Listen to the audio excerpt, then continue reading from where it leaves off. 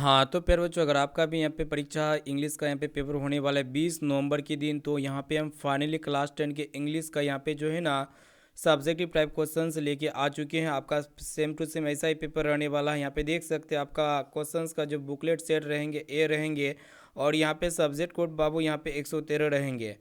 आपको यहाँ पे 100 ऑब्जेक्टिव क्वेश्चंस पूछे जाएंगे, और यहाँ पे 11 जो है ना पेपर बच्चों सब्जेक्टिव टाइप प्रश्न पूछे जाएंगे। तो यहाँ पे हम ऑब्जेक्टिव टाइप क्वेश्चंस का सोल्यूशन हम आपको दे दिए थे।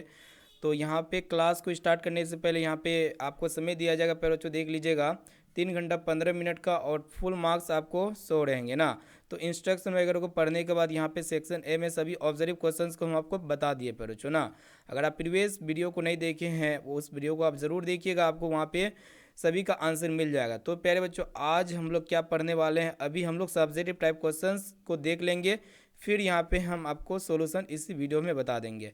तो देख सकते हैं बाबू, यहाँ पे सेक्शन बी में आपको जो क्वेश्चंस मिलेंगे डिस्क्रिप्टिव टाइप क्वेश्चंस यहाँ पे दिया हुआ है। सेक्शन बी में सबसे पहले यहाँ पे आपको पेसेज सबसे पहला नंबर में आपको क्या दिखेगा पर बच्चों, आपके पेपर में यहाँ पे पेसेज दिखेगा ना। यही पेसेज आपके एग्जाम में आया हुआ है। तो देखिएगा, पेसेज को आपको केयरफुली पढ़ना है, उसके बाद आंसर देना है पर बच्चों। आप समझ गए होंगे पैर बच्चों, क्वेश्चंस नीचे में दिया रहेगा तो पेसेज आपको ऊपर में दिखेगा। देख सकते हैं पैर बच्चों, ध्यान से आप लोग को पेसेज को पढ़ना है। देख सकते हैं इनका आंसर आपको ऊपर में ही मिल जाएगा, ठीक है ना। तो आप यहाँ पे पहला पेसेज हम आपको दिखा दिए पैर बच्चों, या फिर और में आप दूसरा पेसेज को भी पढ़ करके इसका आंसर आप बता सकते हैं ना। पेसेज से आपको टोटली यहाँ पे 6 नंबर मिलेंगे। देख सकते हैं 6 दूना 4 6 7 नंबर मिलेंगे पैर बच्चों ना। पैसे से आपको कितना नंबर मिलेंगे बाबू, 7 नंबर।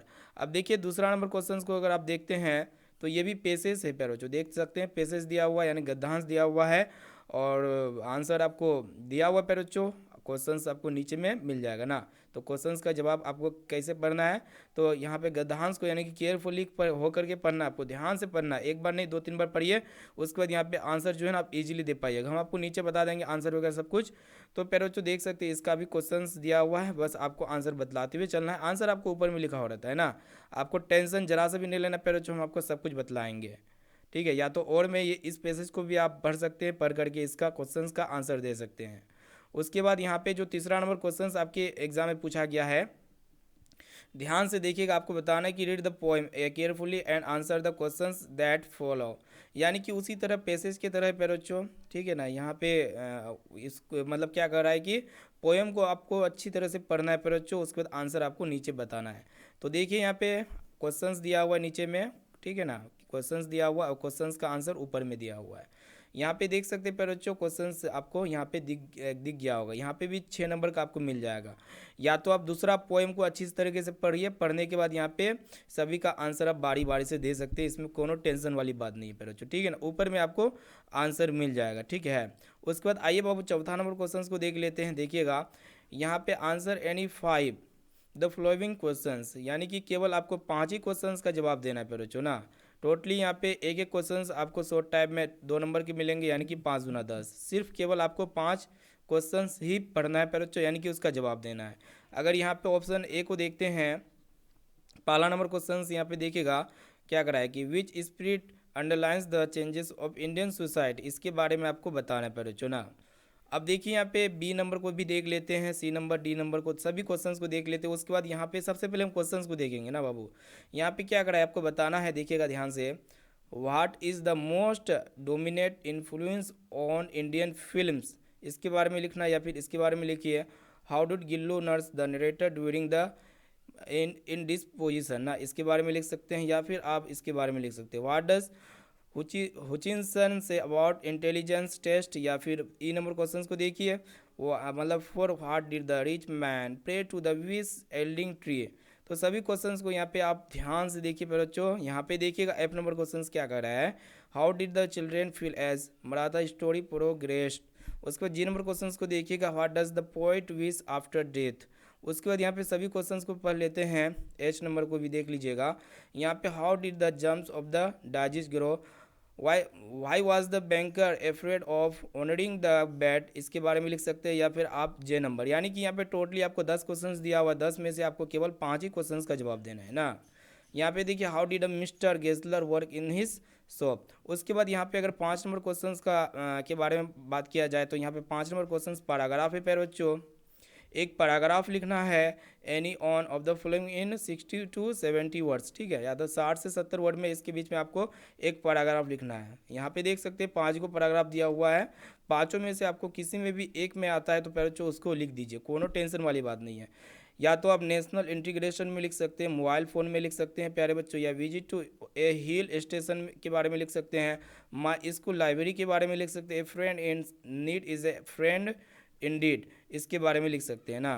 तो देख सकते हैं। उसके बाद यहाँ पे अगर अगला आगे की तरफ बढ़ा जाए पर बच्चों, यहाँ पे देखिएगा क्या करा है कि direction 6 to 11 answer any 3 from, question number दिया हुआ 6 to 12, और एक एक क्वेश्चन आपको 5 नंबर के मिलेंगे, यानी कि आपको केवल 3 यानी कि 3 क्वेश्चंस का ही आंसर बतलाना है ना। तो देखिए यहाँ पे छठा नंबर क्वेश्चन क्या कर रहा है आपको बताना है। यहाँ पे ध्यान से देखिएगा 6 से 11 नंबर तक क्वेश्चन है, जो कि 5 नंबर यहाँ पे बच्चों।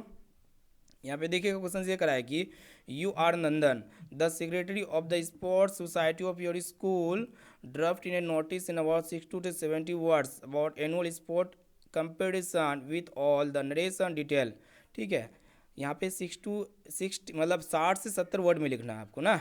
स्पोर्ट्स सोसाइटी में आपका जो स्कूल है उसके बारे में आपको एक ड्राफ्ट लिखना है प्यारे बच्चों। अब देखिए 7वां नंबर क्वेश्चन जो कह रहा है पर बच्चों क्या कर रहा है कि write a report on your visit to Bodh Gaya, a tourist place in Bihar, या तो इसके बारे में लिख सकते हैं प्यारे बच्चों। उसके बाद यहाँ पे 8वां नंबर क्वेश्चन को ध्यान से देखिएगा क्या कर रहा है कि write an application to head master of your school asking him for a sick leave permission as you are suffering from fever for the past 1 week, या तो आप इसके बारे में एक एप्लीकेशन हेडमास्टर को दे सकते हैं कि आपका बुखार जो है ना, एक मतलब बुखार है आपके शरीर में, तो आपको क्या कह रहा है कि आप 1 हफ्ता के लिए छुट्टी ले सकते हैं, ठीक है। अब देखिए पर बच्चों यहाँ पे 9 नंबर क्वेश्चन क्या करा है कि यहाँ पे भी एक लेटर लिखना है पर बच्चों, एप्लीकेशन था तो ये लेटर है। लेटर किसको लिखना है पर बच्चों, to your brother asking to study hard for his board examination, अपने भाई को एक लेटर लिखना है और कहना है भाई से कि हम अपने बोर्ड एग्ज़ाम की तैयारी काफ़ी हार्ड तरीके से कर रहे हैं। पहले बच्चों देखिए 10वां नंबर क्वेश्चन से यहाँ पे क्या कह रहा है, you are Kavita write a speech in about 60 to 70 words on important of online education के बारे में लिख सकते हैं। या फिर यहाँ पे 11 नंबर क्वेश्चन देखिए, you are Lata write a message in about 30 to 640 words to your mother about your stay at your sisters house in the night, ठीक है। तो यहाँ पे देख लेना पर बच्चों, टोटली क्वेश्चंस यहाँ पे 10 है, 10 में से आपको केवल 5 का ही जवाब देना है। तो चलिए पर बच्चों एक एक करके सभी क्वेश्चंस का हम आपको जवाब देते हुए चलते हैं। बाबू यहाँ पे अगर देखा जाए तो सेक्शन ए का यहाँ पे सबसे पहले यहाँ पे देख सकते हैं सेक्शन बी का पर बच्चों 4 नंबर का क्वेश्चंस का आंसर लिए हुए हैं। इसका ए नंबर का आंसर लिखना है the spirit of unity underlines the changes of Indian history, Indian culture is a blend of many elements but there is unity beneath this diversity. People from diverse culture live together in unity in India. उसके बाद चौथा number का G number का question का answer इस प्रकार लिखना है the poet wishes to die secretly and without a tombstone to mark his grave. He wants to live unseen and unknown and to die मतलब unlamented. उसको चौथा का आंसर लिखिए पर बच्चों देखिएगा, इसका आंसर कुछ इस प्रकार लिखना है एच नंबर का, ठीक है। ये सभी एच चौथा का ही आंसर है, ठीक है। Germs can be found in the air soil water on plants animal and food and on almost every surface including the human body. Most germ are harmless but some can cause diseases, ठीक है। इसके बारे में आप लिख सकते हैं, कोई दिक्कत वाली बात नहीं है प्यारे बच्चों। उसके बाद यहाँ पे चौथा का अगला क्वेश्चन को लिखना है, यहाँ पे जे नंबर क्वेश्चन को लिखे हुए 4 नंबर का देखिएगा, Gessler shops was always neat and clean, he was a skilled